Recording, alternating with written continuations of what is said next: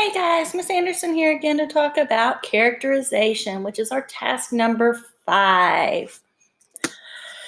What is characterization? Characterization is what a character is like and how the character changes throughout the story.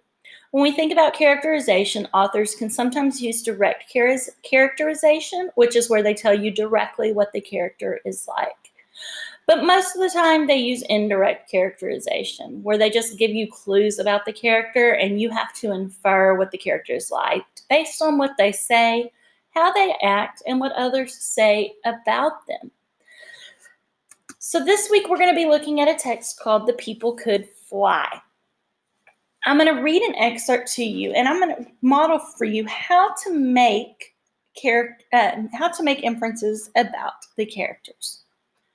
Sarah hoed and chopped the row as the babe on her back slept. Wow. I can infer that Sarah is very hardworking and determined if she has a baby strapped to her back that is sleeping while she is working. Say the child grew hungry. That babe started up bawling too loud. Sarah couldn't stop to feed it, couldn't stop to soothe it and quiet it down. She let it cry.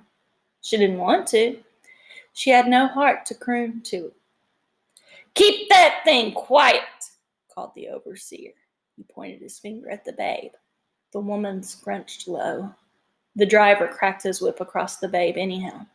The babe hollered like any hurt child, and the woman fell to the earth.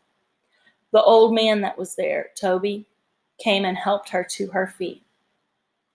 Wow. So much can be inferred in just this short little section. As I said in the beginning, Sarah hoed with the baby on her back tells me that she's hardworking.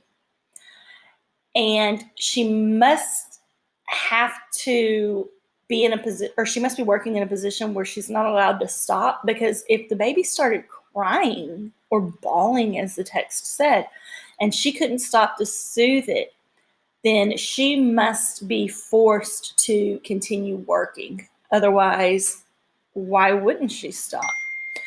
Another thing is that the overseer, wow, he must be the boss or in demand or something, because if he's like, "Keep that thing quiet," and he's pointing his fingers, I can infer that he's probably very bossy and in charge.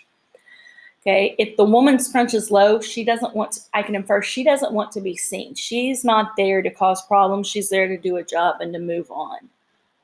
And then, wow, that driver, I could infer that he is probably like the enforcer of the overseer, because he cracks his whip and he hits the child and injures the child, which in turn causes the woman to fall to the earth because her child is in pain. And so she feels helpless because she can't help her child. And then there's the old man. I can infer that Toby, the old man, is probably very kind and caring, because he helps the mother to her feet with her crying child.